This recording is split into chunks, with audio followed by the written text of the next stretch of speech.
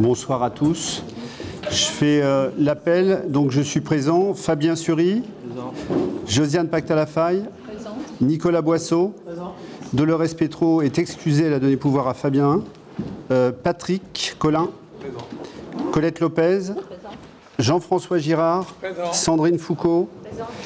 Emmanuel Dupuis. Présent. Marie-Thérèse Tarréry. Bernard Flichy. Présent. Isabelle Hamel. Présent. Laurent Roblet. Présent. Bruno Ouvrard. Présent.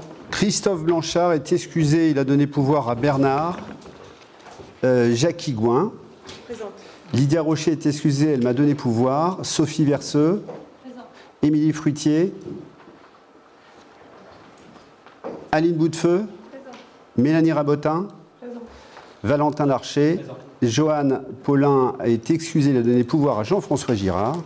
Johanna Dubois. Présente. Jules Théo Plaire est excusé, il a donné pouvoir à Josiane. Et puis Pierre Lebeau est excusé, il a donné pouvoir à Nicolas Boisseau.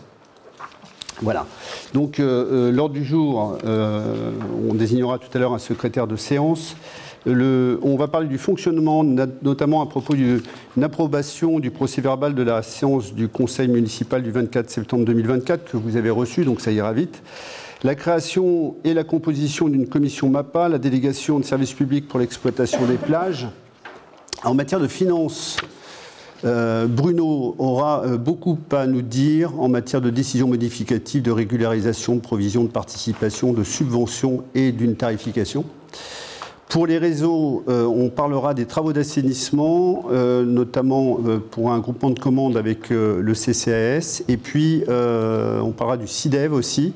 En matière d'urbanisme, l'annulation d'une cession de terrain et puis une vente de terrain en zone artisanale. En ressources humaines, la création d'un poste. Pour le scolaire, les crédits scolaires et le projet éducatif. Et puis, vous avez tous reçu les décisions prises sous délégation.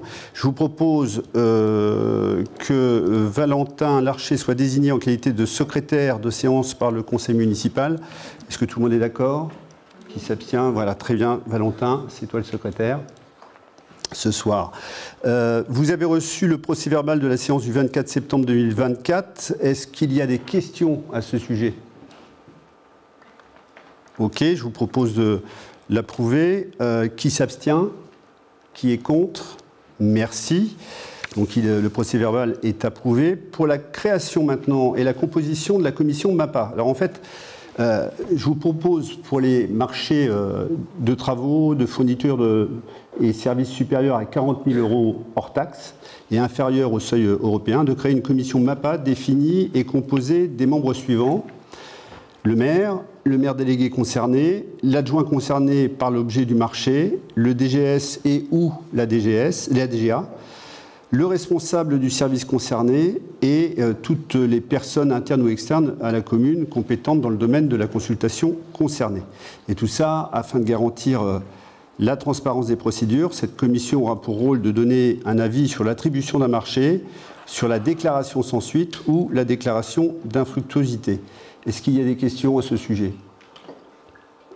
Pas de questions. Je vous propose d'émettre un avis favorable à la création de cette commission MAPA pour les marchés situés entre 40 000 € hors taxes et les seuils européens, et d'émettre un avis favorable à la composition et au rôle détaillé dont je vous ai parlé. Donc, qui s'abstient? Qui est contre? Merci. Pour ceux qui ont suivi la formation de la semaine dernière, vous savez de quoi on parle pour les marchés MAPA. Pour ceux qui ne savent pas, ils demanderont à ceux qui étaient en formation la semaine dernière. Sous concession des plages, c'est un sujet important. On lance une consultation, je vous propose d'ailleurs de la lancer, et je vous explique. Je rappelle qu'on a un arrêté préfectoral qui accorde à la commune la concession des plages naturelles allant de la Belle Henriette jusqu'aux plages des Amourettes. Et tout ça pour une durée de 12 ans à compter du 1er janvier 2019. Je rappelle également que ces plages, une fois déléguées à la commune, font l'objet de sous-concessions qui sont attribuées par la commune pour des périodes de 6 ans Et ça permet ainsi l'exploitation d'un emplacement qui est désigné, qui est tracé sur la plage, sur une partie du domaine public maritime, notamment sur tout ce qui relève des plages. Ces sous-concessions sont arrivées à échéance, et je propose, conformément à la réglementation, de renouveler les 7 concessions. Pas les 6, hein, c'est 7 concessions d'exploitation, selon la procédure de délégation de services publics en application des ordonnances et décrets du Code général des collectivités territoriales. Alors, je ne sais pas si c'est dans mon dos, parce que je n'ai pas de retour, mais si c'est dans mon dos, je vais vous présenter les caractéristiques essentielles des prestations pour les sous-concessionnaires. Vous voyez, alors que je regarde quand même ce que je dis. Voilà, on a Grand Plage. Alors, Grand Plage, on l'avait enlevé, parce que vous savez, Grand Plage, il n'y a plus de place. On l'avait, les services m'avaient proposé de l'ôter, moi j'ai proposé qu'on le remette. Parce que c'est vrai qu'aujourd'hui, il n'y a pas lieu, on ne pourra pas, techniquement c'est pas possible, mais en fonction de la géomorphologie à venir de Grand Plage, il est possible qu'on puisse revenir à une situation acceptable. Et donc, se priver d'avoir voté ce soir cette concession, même si aujourd'hui on ne peut pas l'utiliser, ça nous obligerait à revenir un peu en arrière et on ne sait pas quel sera l'avenir des décisions de l'État en matière de concession des plages. On voit bien que plus ça va, plus l'État ne nous redonne pas de concession. Donc je vous propose qu'on l'inscrive quand même. Beluga, alors pour Grand Plage, quand on pourra, j'ai fait rajouter cette phrase pour Grand Plage, excusez-moi, j'ai demandé à ce qu'on mette, il est précisé que le lancement de la sous-concession Grand Plage sera conditionné par l'évolution géomorphologique du site. Elle ne pourra être accordée que si les conditions de stabilité et de surface de la plage liées à l'érosion permettent la mise en place des activités dans des conditions sécuritaires et conformes aux exigences réglementaires. Ce qui fait que on dit qu'on sait qu'on ne peut pas aujourd'hui, mais que si on revenait à bonne forme, on pourrait. Alors, à Grand Plage, restauration rapide, c'est pour des restaurations rapides. On amène un raccordement eau, électricité, assainissement dans le module sur une surface de l'eau de 125 mètres carrés. Et qu'est-ce qu'on a d'autre à vous dire? Voilà, très bien. Beluga. Beluga, il y a trois sous-concessions. D'abord, la grande, celle que vous connaissez tous, sur la restauration rapide de la plage, où aujourd'hui il y a David. Donc, eau, électricité, assainissement dans le module.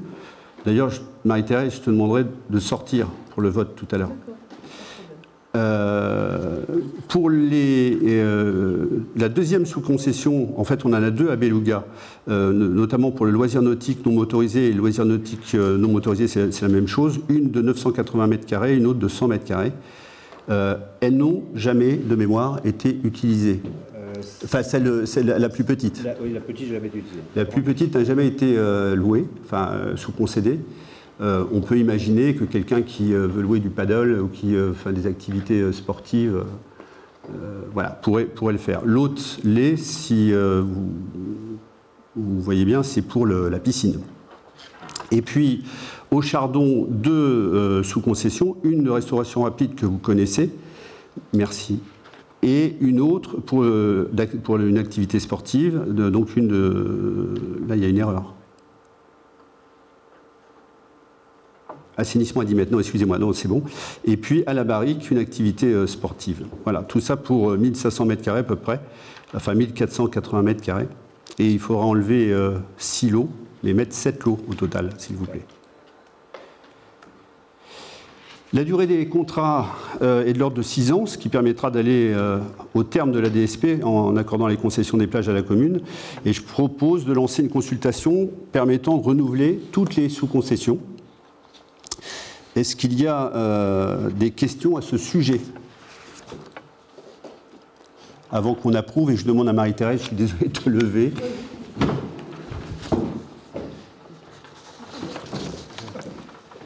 Donc je vous propose de décider d'adopter le principe d'une procédure de délégation de services publics pour les sous-concessions d'exploitation des plages, de décider de retenir pour le contrat une durée de 6 ans, sous concession, d'approuver le dossier de consultation présentant les caractéristiques telles que je vous viens de vous les présenter, et de m'autoriser à lancer la procédure et à signer tout document nécessaire à la mise en œuvre du projet. Comme il n'y avait pas de questions, Non, toujours pas de question. Donc, qui s'abstient? Qui est contre? Merci beaucoup. Et c'est là que je demande à Bruno. On a quelques modifications à faire au niveau des budgets. La première, c'est sur le budget investissement général de la commune. Grosso modo, on réintègre en fait dans nos... Ça porte surtout sur les réintégrations des éléments qui ont été faits avec les EPF, établissements publics fonciers. Alors, je vous explique un petit peu ce que c'est brièvement, le plus brièvement possible. Il y a quelques années, nos communes, l'Aiguillon comme la vôtre, ont cédé des immeubles et des terrains à l'établissement public foncier et on lui donne à cet établissement, on lui donne la charge à respecter de trouver des acquéreurs pour ces actifs-là. D'accord ? Quand ils trouvent des actifs, une fois qu'ils ont trouvé des gens, des promoteurs ou des bailleurs pour faire, il y a un calcul le bailleur ou le promoteur offre un prix et puis il y avoir une différence de décalage de prix entre la valeur des actifs qu'on a cédés et le prix final. Et là, on réintègre, et donc, c'est ce que vous avez en ligne de bâtiment et installation pour les 611 000 €. D'accord? Alors, il y a deux choses concernées, c'est l'îlot Foch à l'Aiguillon et Sherwood à la Fos-sur-Mer. Ok? Hein?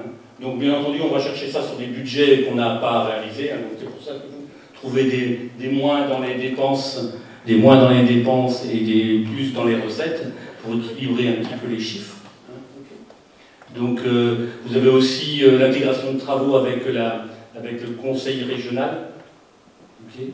On équilibre un petit peu, vous voyez, là, il y a eu des sommes qui ont été, disons, pas réalisées ou trop versées par nous, donc on équilibre les sommes de cette façon-là, si bien qu'en section investissement, on a une dépense de 455 000, et donc en recette, on équilibre avec la zone de célérité et l'intégration de travaux avec les régions pour les 180 000 et 275 000, ce qui nous fait 450 000 €. Donc s'il y en a qui ont des questions, profitez-en sur ces opérations, parce que l'EPF c'est assez régulier quand même. Des questions? J'ai été assez clair, vous avez compris le système? Oui, c'était très clair. Voilà. Donc quelqu'un dit non? Quelqu'un s'abstient? Donc adopté. Voilà. Ensuite, des décisions modificatives sur le budget annexe loisirs. Alors là, ce sont plutôt des régularisations sur des emprunts, c'est ça je crois, sur des mises à jour de tableaux d'emprunt.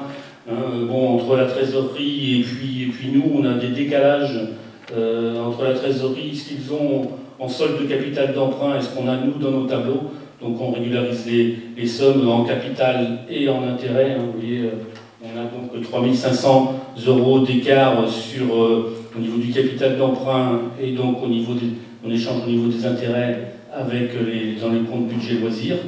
Hein, bon, on verra les tableaux parce qu'a priori, il faut qu'ils nous fournissent les tableaux à jour, ça serait peut-être mieux parce que nous on pourrait faire nos comptes justes. On avait pourtant vérifié, mais a priori, non. Mais ça a l'air d'être assez compliqué de les avoir. Donc je pense qu'on va demander aux organismes financiers, ça sera peut-être plus clair. Non, parce qu'il va y avoir peut-être des tableaux d'emprunt avec des taux variables. Et si on n'a pas les tableaux à jour, forcément, c'est pas d'avoir les bons chiffres. Donc, qui s'abstient? Qui s'oppose? Personne. Donc, adopté à l'unanimité. Voilà. Ensuite, on a une décision modificative sur le budget annexe du port. C'est exactement la même chose. On a des écarts entre les tableaux d'emprunt et les soldes qu'on a, nous, dans nos comptes. Hein. Grosso modo, il y a des intérêts qui ne sont pas tout à fait les mêmes parce qu'on a des capitaux d'emprunt qui sont différents. Donc il y a dû y avoir un moment des régularisations d'intérêts à la place entre l'annuité et puis entre l'amortissement et l'intérêt, du montant de l'annuité. Donc il y a, dans le budget du port, il y a 10 200 € d'intérêts supplémentaires à compter. Donc une modification au niveau du budget du port pour 10 200 €. Donc c'est exactement la même chose que la précédente. Réflexion, remarque, avec les tableaux d'emprunt à jour. Donc qui s'abstient?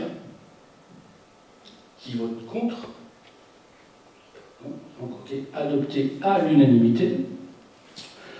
Dans le budget du port, donc là on vous explique un peu plus de détails, donc on a un tout petit écart sur la Banque des Territoires, là on l'a de 700 972,22 € est supérieur au capital restant dû constaté en comptabilité aux impôts à Luçon, 700 946,17 €. Donc là, on a 26,55 € d'écart. On a le détail des plus petits, hein, donc vous voyez, c'est pas mal. On n'a pas le détail des plus gros, mais bon, on va peut-être les avoir un jour.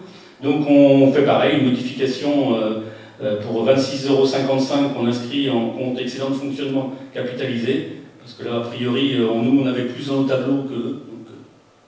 Voilà. Et puis, emprunt et dette assimilée, on rétablit le contrat, le capital reste en double pour 26,55 € d'écart. Donc, même chose, qui s'abstient, qui vote contre. Ok, adopté à l'unanimité. Alors, ensuite, constitution de provision pour dépréciation des comptes de tiers au budget du port. Vous vous souvenez que à la dernière, au dernier conseil municipal, on avait fait la même chose sur le budget général pour l'enfance, les cantines, ce genre de choses-là. Donc on doit faire la même chose au niveau du budget du port, par souci de sincérité budgétaire, la transparence des comptes et de fiabilité des résultats de fonctionnement des collectivités. Le CGCT rend nécessaire la dotation de provision pour créances douteuses. Il est d'ailleurs précisé qu'une provision est constituée par délibération de l'Assemblée délibérante lorsque le recouvrement des restes à recouvrer sur compte de tiers est compromis malgré les diligences faites par le comptable public. Effectivement, ils ont fait des relances, bon, mais les sommes n'arrivent feu, à hauteur du risque d'irrécouvrabilité estimé à partir d'informations communiquées par le comptable. Donc, je vous propose de passer une provision sur les occupations temporaires du port, vous voyez, à 100% sur une somme de 45 365,07 €. Bon, il reste à recouvrer de 44 367,23 €, donc on n'a pas recouvré grand-chose. C'est bien qu'on doit constituer une provision pour 44 367,23 €. Et ensuite, sur les bâtiments en location, on a une somme de reste à recouvrer pour 1 635,12 €, et donc une provision à prévoir de 100%, soit 1 635,12 €. Je précise que ce ne sont que des provisions, et que bien entendu, s'il y a des sommes qui sont encaissées, la provision sera abaissée. Donc sur le mode de calcul, s'il y en a qui ont des réflexions à faire, mais je pense qu'il est préférable, on pense qu'il est préférable de provisionner à 100%, au moins on ne prend pas de risque. Donc on fixe la provision à un montant de 46 2,35 € en totalité.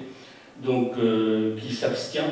Attends, Bruno, je veux juste te dire que pour les 44 367,23 € dont tu parles, ça concerne une seule personne, une seule exploitation, et que cette exploitation a bénéficié de la trésorerie d'un échéancier depuis 2023, et que pour le moment, elle rembourse.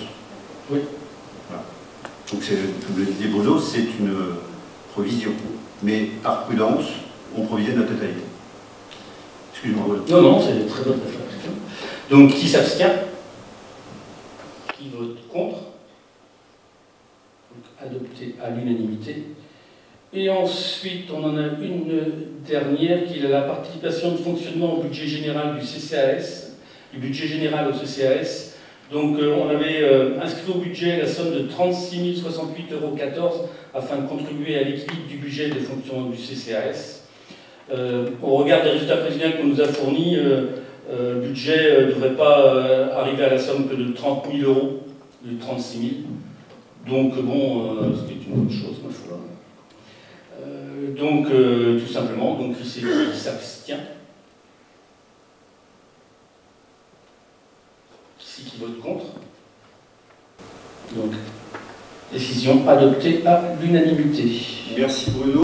Alors, je vous fais part d'une demande de subvention complémentaire émanant de l'association Alpha, qui, compte tenu du développement de ses activités et manifestations, ainsi que de sa participation aux animations communales, sollicite une aide d'un montant de 300 €.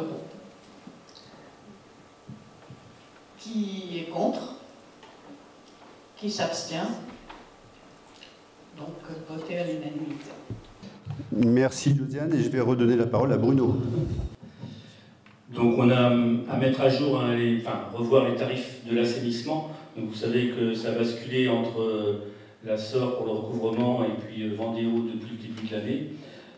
Mais donc il est nécessaire de revoir, de refixer les redevances. Donc précédemment par le CIVOM pour la redevance d'assainissement et les participations pour le financement d'assainissement collectif. Il rappelle en parallèle au Conseil municipal sa délibération du 24 septembre 24-09-142, laquelle prévoyait le recouvrement de la redevance assainissement par Vendéo dès le 1er janvier 2024.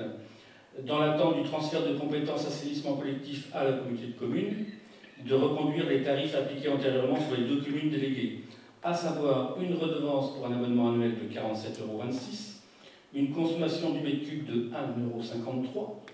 Ensuite, les participations au financement de l'assainissement collectif, ce sont les raccordements. Donc la maison individuelle pour 1 700 €, les aménagements d'un logement d'une construction grange-garage pour 1 000 €, un appartement 1 000 €, le camping par emplacement 350 €, par logement existant 850 € et pour un bâtiment existant la somme de 850 €. Bon, les tarifs ne bougent pas en fait. Varié, c'est simplement qu'il y a un changement de celui qui va émettre l'avis de paiement. Donc, je vous demande donc de voter cette décision. Donc, qui s'abstient? Qui vote contre? Donc, adopté à l'unanimité. Je vous remercie. Merci Bruno. Maintenant, on passe à l'adhésion à un groupement de commandes pour la réalisation de travaux d'assainissement et notamment un groupement entre le CCAS de L'Aiguillon-la-Presqu'île et la commune.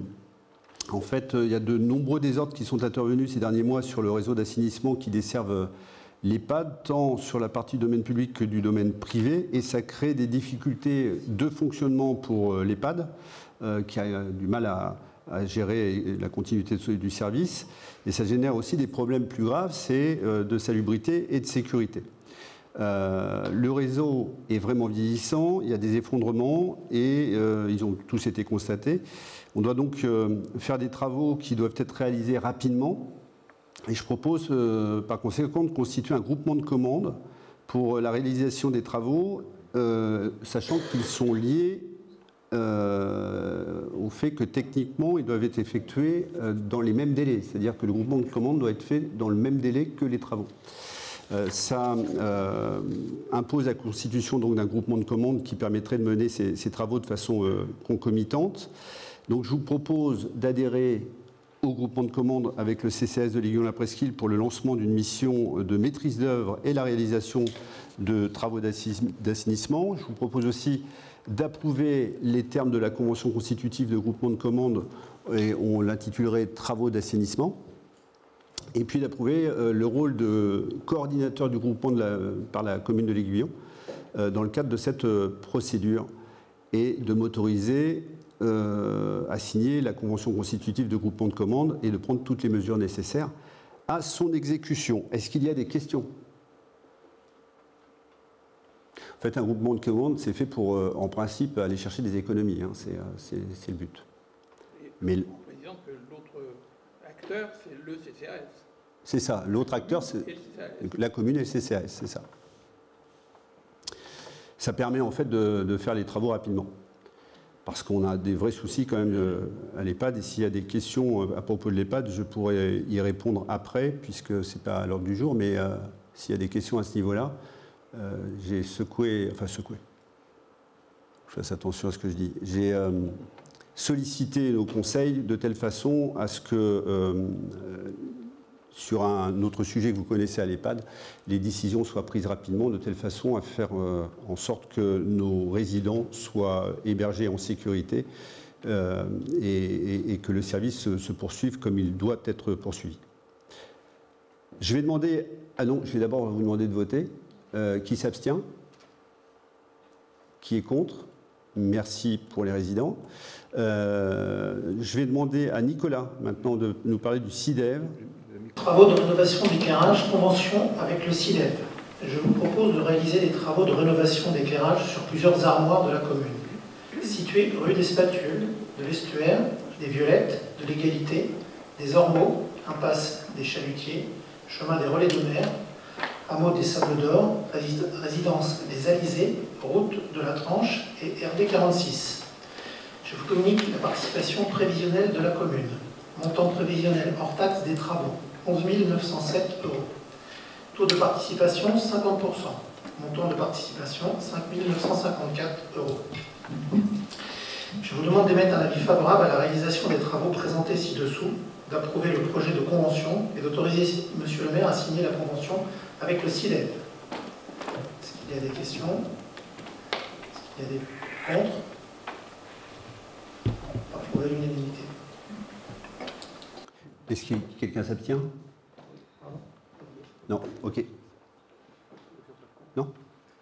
Je t'ai vu lever la main. Non? Ouais, non, je croyais. Ok, merci beaucoup Nicolas. Est-ce que, Patrick, tu peux nous parler de l'annulation d'une session et puis tu suivras avec la session du terrain? Oui, le 1er juillet 2024, le Conseil avait décidé d'une cession de la parcelle AK 202 d'une surface de 460 m² au profit de la communauté de communes afin d'y accueillir l'entreprise Rondeau. Par un courrier, monsieur et madame Rondeau, en date du 24 septembre, se désistent et nous informent qu'ils se désistent et donc parce que les prescriptions d'urbanisme qui s'imposent à la parcelle et les modalités de raccordement au réseau d'eau génèrent des coûts de construction supérieurs à leur provision. Donc je propose au Conseil d'annuler cette cession de terrain. Qui est contre? Qui est pour? Qui s'abstient? Okay. Alors, je continue dans le même ordre d'idée, c'est un petit peu attaché. Vous savez que le 29 mai, on avait émis un avis favorable pour céder une parcelle encore à la communauté de communes pour l'arrivée de l'entreprise Grain d'Épi. Comme M. Rondeau se désiste, eh ben le Grain d'Épi est capable de prendre toute la surface en plus. Donc de 1254, on passera pour moi à 1240, même si sur la décision c'est marqué 1254. Pour un montant de 35 000 €, sachant que les domaines ont estimé cet immeuble à 44 000 €, ce qui est quand même largement surfait.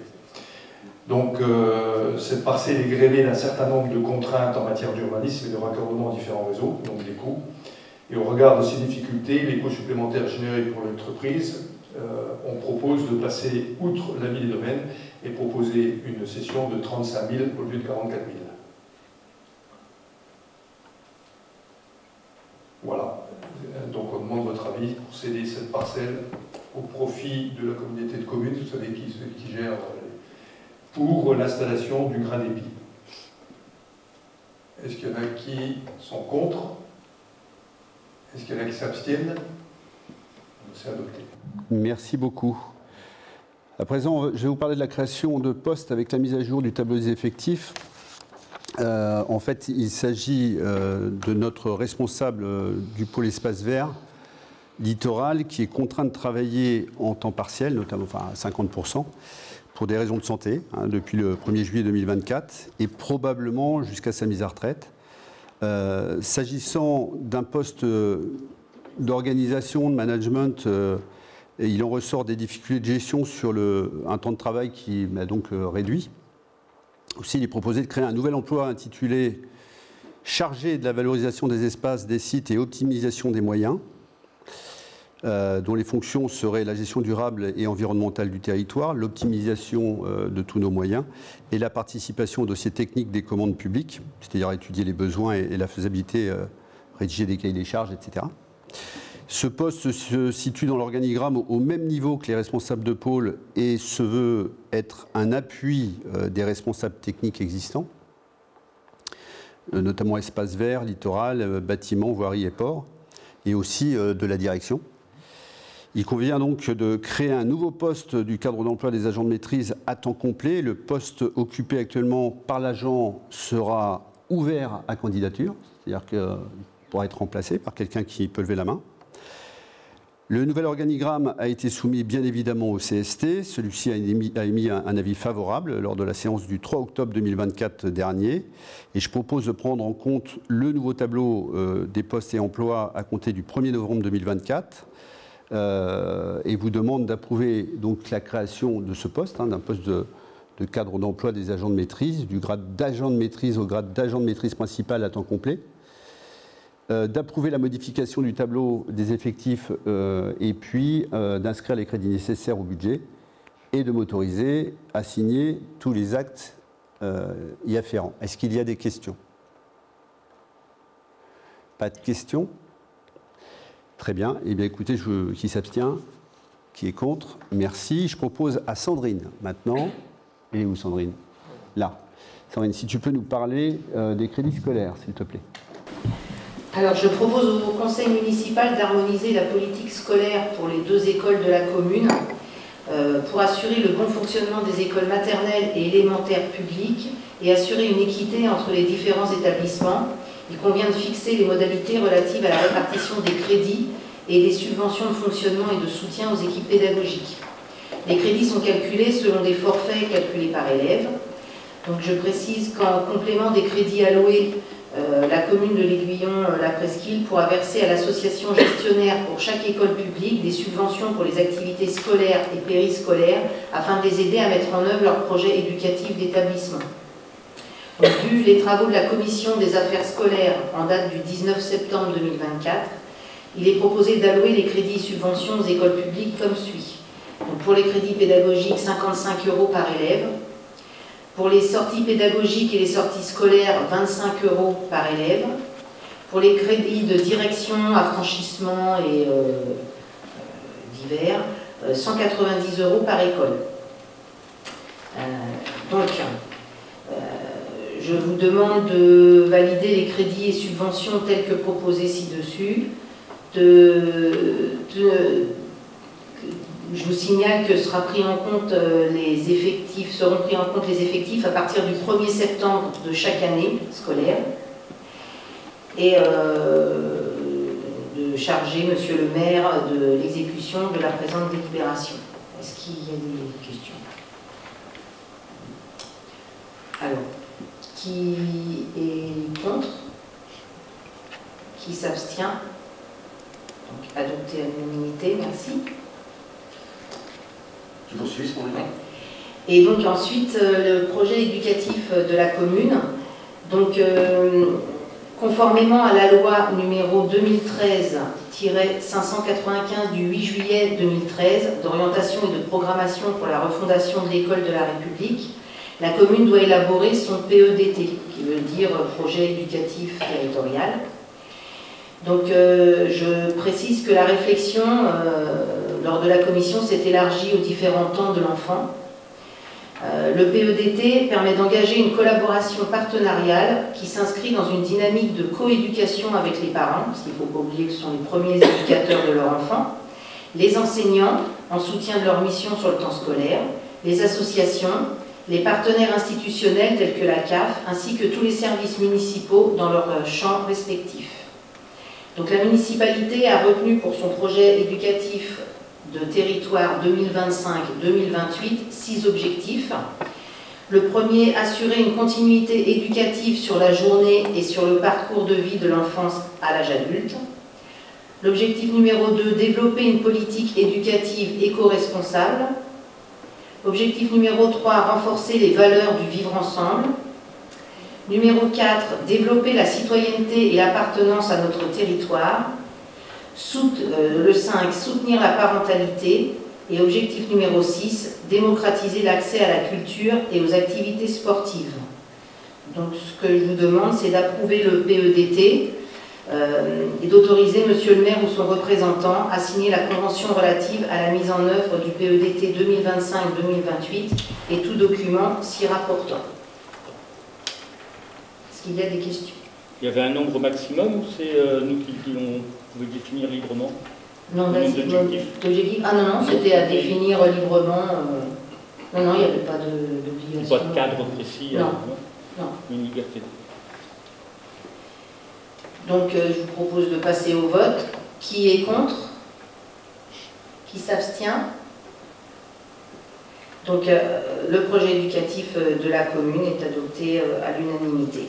Merci beaucoup. Merci Sandrine, et je voulais te remercier pour le travail que tu as fait sur ce sujet parce qu'il a été ciselé, il a été accepté et je l'ai trouvé, pour ceux qui l'ont lu, je sais que tout le monde, enfin beaucoup de gens l'ont lu, je l'ai trouvé vraiment copieux, intéressant et tu as justement dans tout à l'heure, la question de Bruno était intéressante parce que tu as été à l'essentiel sans te perdre dans certains projets qui se perdent dans des objectifs à foison. Je trouve que le cadre que tu as donné est suffisamment général et suffisamment ciselé pour être intéressant à la fois pour nous, pour les enfants et pour l'avenir de la commune. Merci beaucoup. Vous avez reçu un compte-rendu des décisions prises sous délégation. Vous avez pu voir qu'elles étaient nombreuses. Beaucoup de DIA, beaucoup. Et à part les DIA, je crois que le seul fait marquant, c'est l'acquisition d'une tondeuse. Hein. Donc, je voulais juste vous en parler comme ça, mais voilà. C'est important parce qu'il nous faut des tondeuses. Voilà, on a fini. C'était un conseil municipal court. Je vais attendre